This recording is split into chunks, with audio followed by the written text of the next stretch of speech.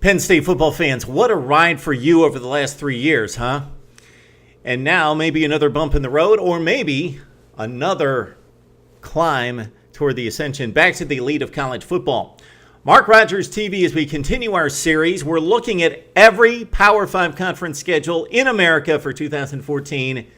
We've got to carve through like 66. We've gone through the SEC, making our way now through the Big Ten. Bill O'Brien's gone to the Houston Texans, and Penn State, he was the right guy to get you through that turmoil and get you back on firm ground. Now you made another great hire. It appears in James Franklin from Vanderbilt. He won at Vanderbilt. Let that sink in. When has anyone won at Vanderbilt? Every time we hear about another accomplishment with Vanderbilt, it goes back to like 1915. They haven't won forever. And James Franklin won at Vanderbilt in the SEC against Georgia, South Carolina, Florida, on and on and on and on. Now he's at Penn State, and he's got some soft spots in the schedule to deal with, which is going to help him build this football team or continue to build on what Bill O'Brien has begun.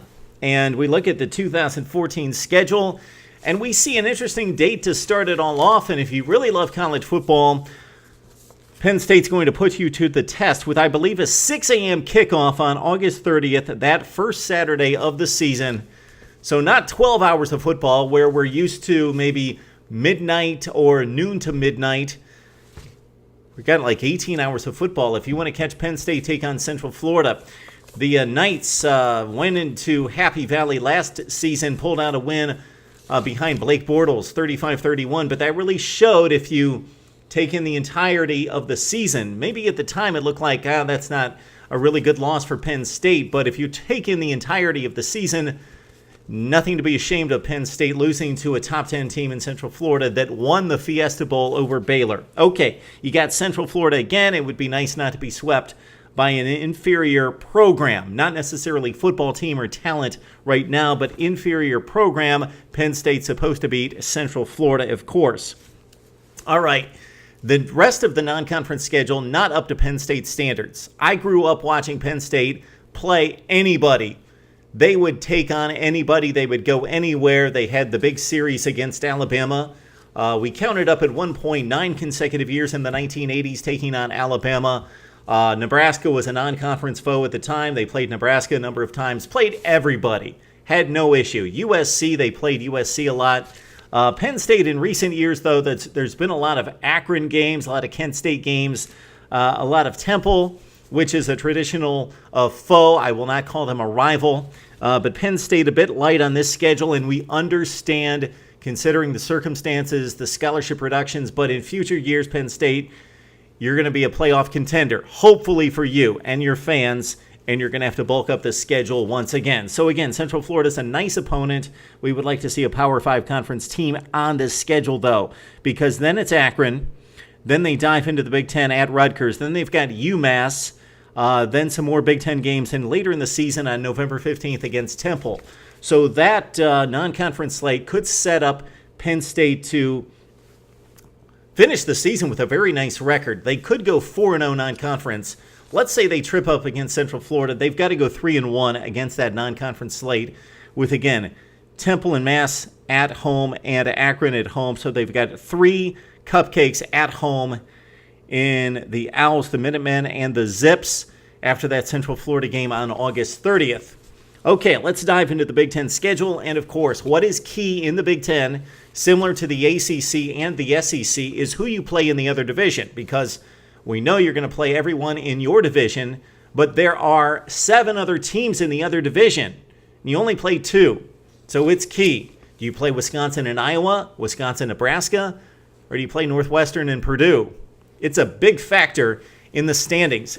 We talked about this at the end of the season when Iowa played Nebraska in the Big Ten, and we felt that Iowa was a much better team than Nebraska, and they ended up showing it on Saturday, winning by 3 touchdowns. Well, going into that game, Iowa was at 7-4 and Nebraska 8-3. Look a little closer. Iowa had to take on Wisconsin and Ohio State in the other division, Nebraska, Purdue, and I believe Illinois as well. So a huge difference in scheduling. And so for Penn State in the Western Division, they've got Northwestern. Very nice. and they've got Illinois. It sets up well for Penn State. So they've got the soft non-conference schedule. Then they also, this is my first look at it, Northwestern on September 27th. Now the Wildcats are probably going to be better than what they showed us last year. They had the nice season 2 seasons ago at 10-3, won the bowl game over Mississippi State, came back, were supposed to be a top 25 team minimum. They got off to the 4-0 start, then they crashed and burned, starting with Ohio State, and it never ended from there for Pat Fitzgerald's club. So Northwestern, they've lost a lot of talent from that 2012 squad that should have performed in 2013. Many of those main core players got hurt last season. So the Wildcats, oh boy, they're a wild card. Who knows how good they could be this season. And then the other game at Illinois, Penn State's going to be a huge favorite, taking on one of the most inept teams in recent Big Ten history. Okay, then of course the divisions, one of the toughest in college football, with Michigan, Michigan State, Ohio State, and now the newbies with Maryland and Rutgers and Indiana as well thrown in there. So it's not that difficult for the established programs. It's more difficult for the Indianas of the world. So let's look at the Big Ten here. We got the opener at Rutgers, so that renews a bit of a rivalry or a common opponent, a familiar foe from previous seasons, taking on Rutgers on the road. That's in the middle of some non-conference play. Then we mentioned the Northwestern game at home. Then they go at Michigan and Ohio State. So probably the most difficult stretch of the season. Actually, no question, the most difficult stretch of the season for Penn State begins in early October after they've got a bye week after the Northwestern game. They go to Michigan, take on Ohio State, then take on Maryland, the last 2 games at home. So the Terps could be, I believe that the Terps are probably going to go 4-4 in the Big Ten max, most likely 3-5, but they're going to give the heavyweights some issues. They've got speed, athleticism, they've got some freakish athletes in spots. Not much depth, questionable line play, questionable quarterback play. But Maryland's going to scare some teams, and Penn State might be one of them. That's going to be a difficult game at home on November 1st. So Michigan, Ohio State, Maryland's the toughest 3-game stretch, so there's no killer stretch here.